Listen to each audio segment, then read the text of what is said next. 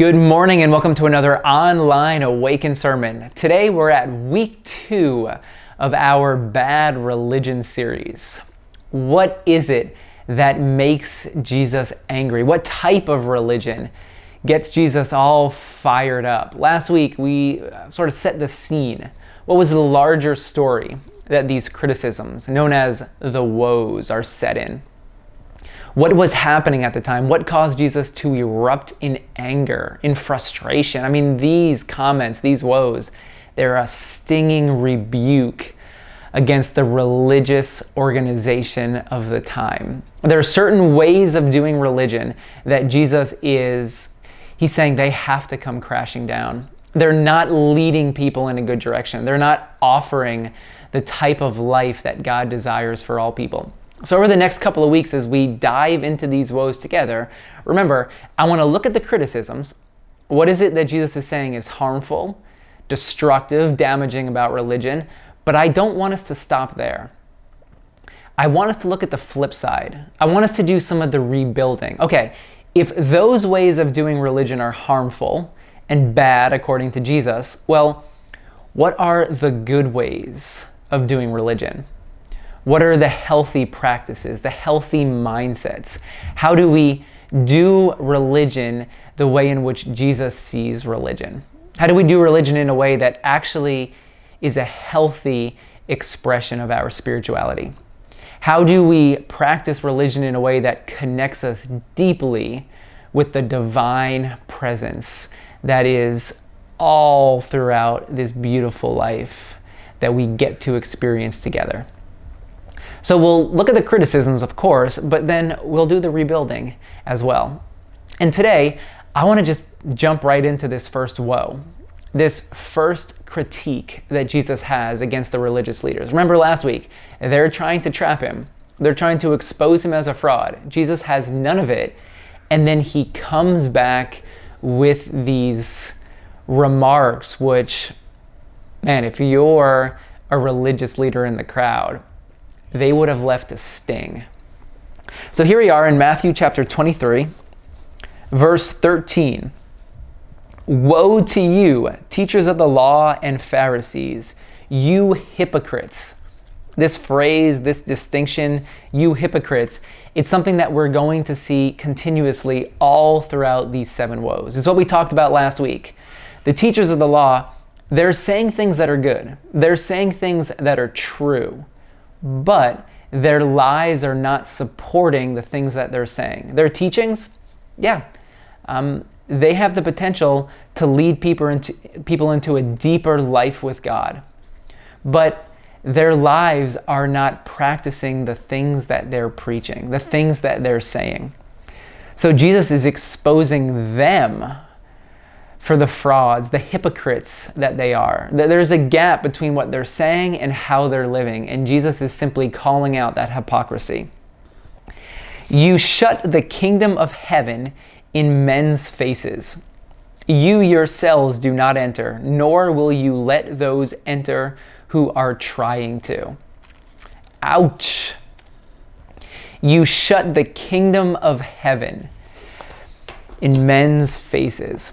Okay, this phrase, kingdom of heaven, it's not a phrase that we typically use in our lives today. So when Jesus says kingdom of heaven, what is he talking about? Maybe another way of saying kingdom of heaven is the experience of God.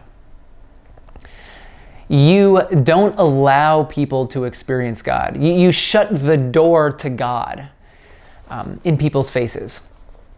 The picture that I get, I remember back when I was in high school, I wanted to go to a concert. One of my favorite bands. Now, I didn't have a ticket for the concert, and it was me and a group of friends. And my dad, this must have been before I was 16, because my dad drove all of us to this concert all the way in Long Island. It must have been like a Saturday or Sunday afternoon. Now, none of us had tickets, but we said, well, of course we're going to be able to get in. We should be able to just buy tickets at the door. We get there, we wait in line. When we get to the front of the line, we're turned away because we don't have tickets and the event is sold out. I remember the car ride home, it was like major depression. This was one of my favorite bands. I had never seen them performing live before. I thought for sure we would all be able to get in. For sure they would have more tickets available at the door. We get there, we're turned away. The teachers of the law, the teachers of religion, they're like gatekeepers. They're like bouncers at the door, and they're turning people away. They've taken it upon their shoulders to determine who is allowed to have access to God and who is not allowed to have access to God. They're looking at people. They're saying, you're worthy enough to have access to God, but your lifestyle, your actions, who you are as a person, it deems you unworthy. You cannot have access to God. Rather than allowing God to decide, the Pharisees are pointing fingers and taking it upon themselves to decide who can and who cannot have access to God. Do you see how damaging and destructive this could be? Do you see how harmful this could be? If you're someone who was told by one of the religious teachers of the day, you're not worthy enough to access God. You're not worthy enough to enter into God's presence. Yet that's exactly what they were doing. You're okay, you're going to be turned away. And Jesus is so angered by this, because what has Jesus been teaching this entire time? That every single person has access to God. Everyone can come to God. Remember last week we looked at this invitation. Come, all you who are weary. Everyone who feels burdened. Anyone who doesn't measure up. Come. The invitation is open for all. But for the Pharisees, the religious teachers, God was an exclusive event, and not everyone was allowed in. It continues at the end here. Notice this. Nor will you let those enter who are trying to. This is so telling. There are people who are trying to access God. You ever feel like you don't know what the next step is?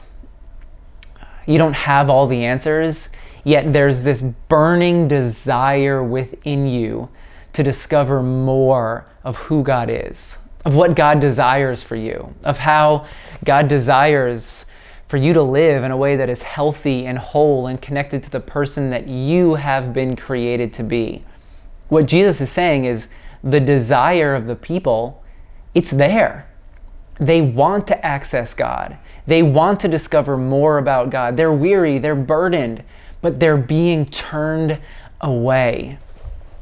The people that are trying to access God are being turned away at the door by these so-called gatekeepers, self-appointed gatekeepers and bouncers, and Jesus is cranked up about this.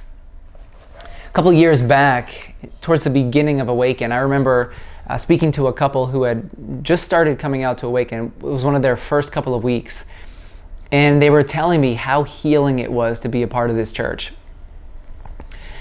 And I remember as they were telling me the story, they said that they together had tried out probably 3, 4, 5 other churches, and none of them fit. None of them felt right. There was something about each church they went to that it didn't sit right with them. There was something that was unsettling. And I think actually one of the churches, they together walked out crying just because it didn't feel like the true religion that Jesus was offering. And they told me, they said, Awaken was going to be our last shot. We were going to give church one more try, and then we were gone. We were going to leave altogether because it just wasn't working.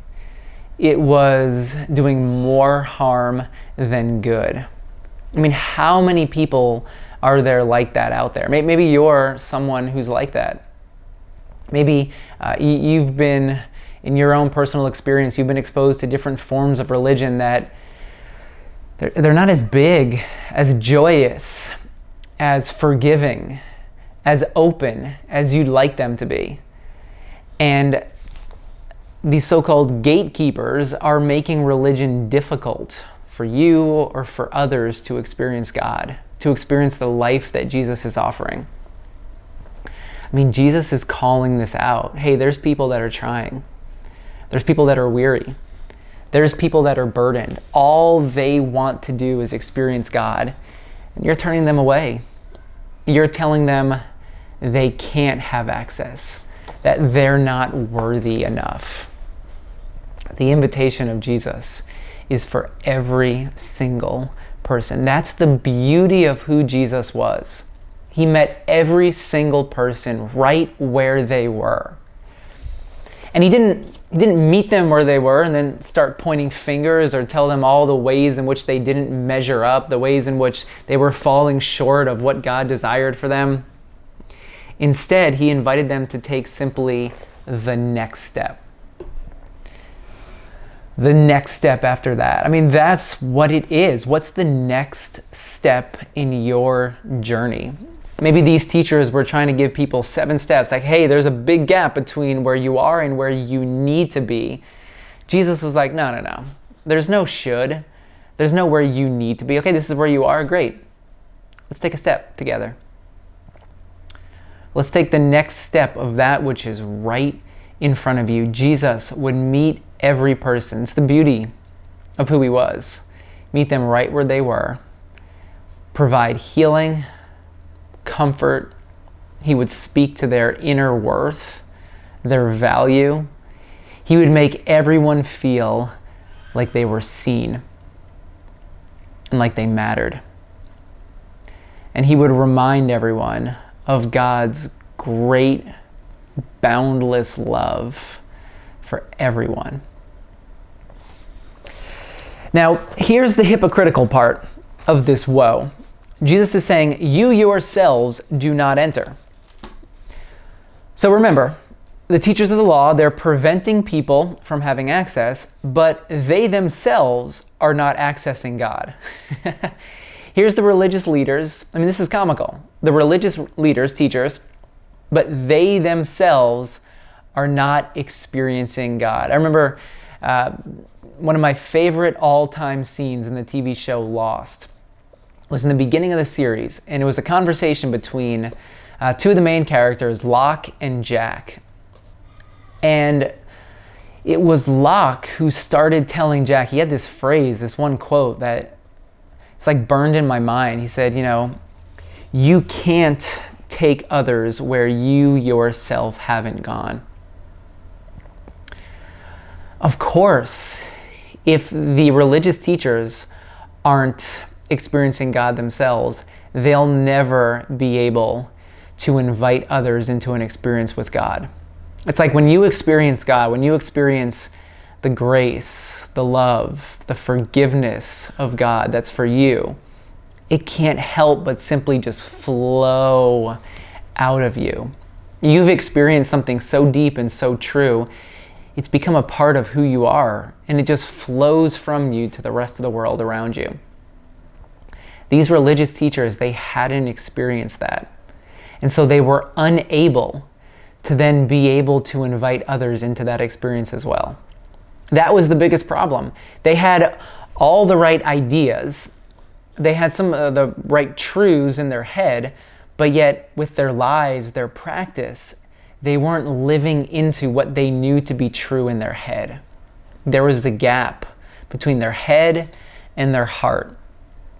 And Jesus is exposing it. Like, yeah, sure, you have all the right beliefs, but your lifestyle, your practices, they're not supporting the things that you believe.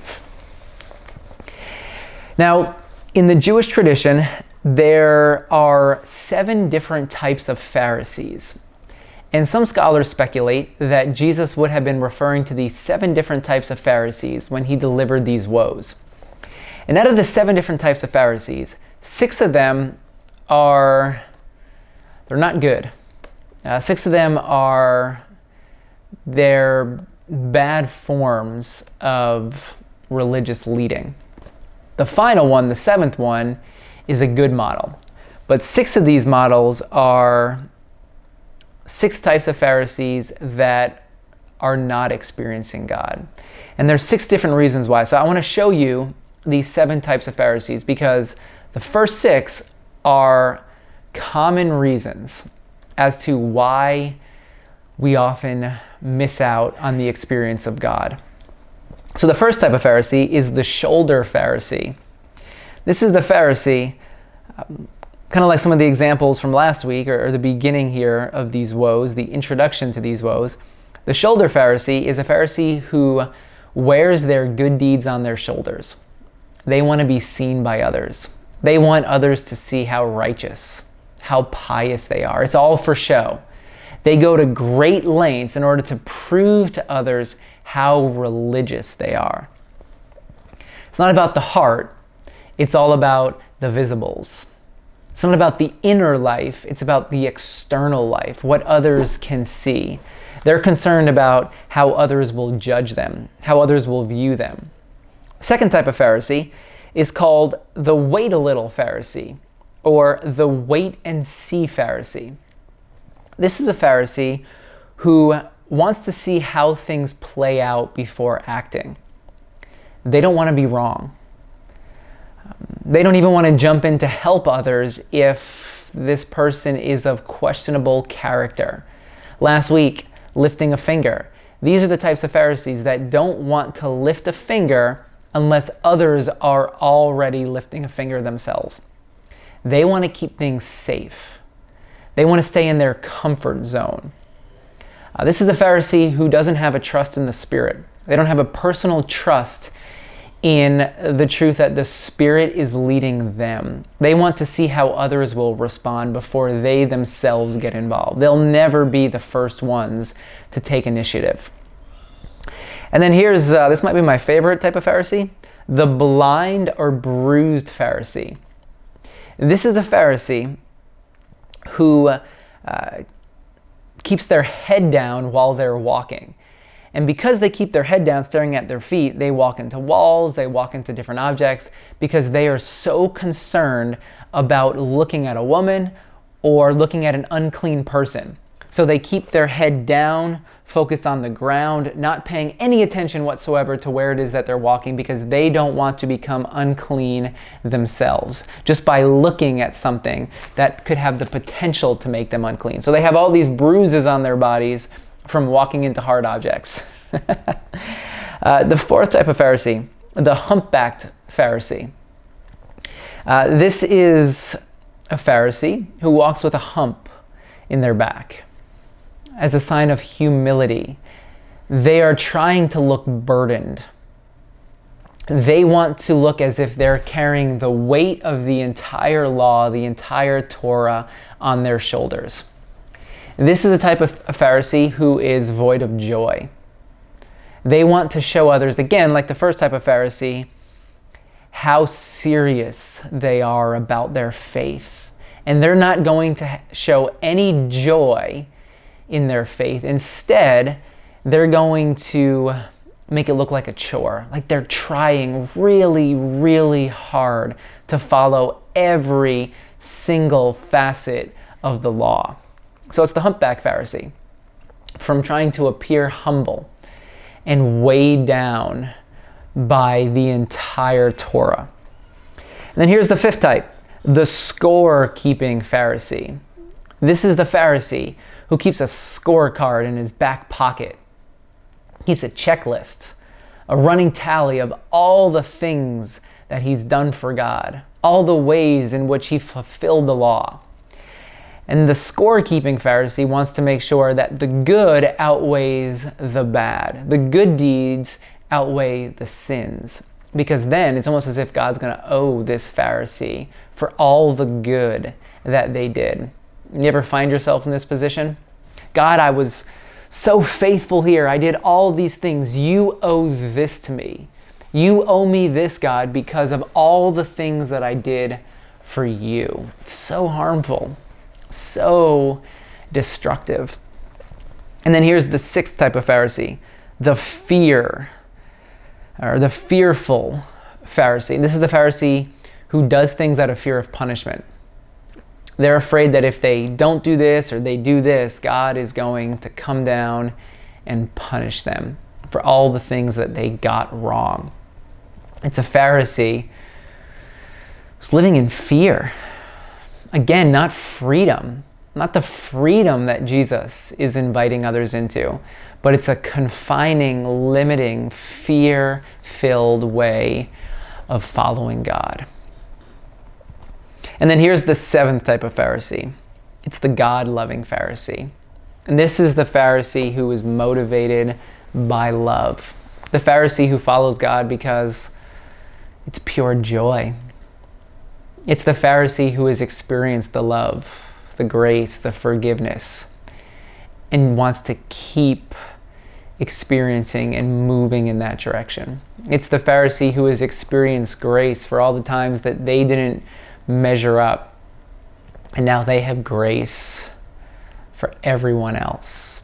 The Pharisee who entered the kingdom of heaven, who walked through the door and found the life that Jesus has been talking about, the true life of God. And now this Pharisee wants more. This Pharisee's tasted a piece of it and says, where can I find more of that? And how can I bring others to this table as well? Yeah, this is the type of Pharisee, the type of religion that Jesus is offering. The one where you experience something so deep and so true yourself that it keeps you walking in a certain direction. It keeps you doing everything within your power. There's nothing that you're really doing. It simply is just flowing. The way in which you're living your life, you're joining a flow. You are simply allowing what you've experienced to just flow from you to the world around you. This week, may you walk through the door yourself. May you experience God.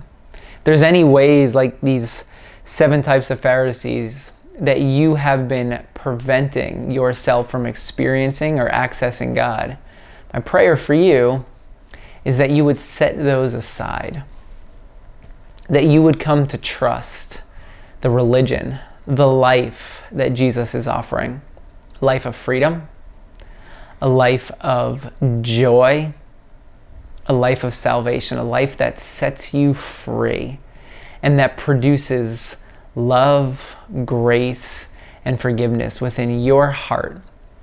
And that just simply flows to all the others around you. Grace and peace to you this week, my friends.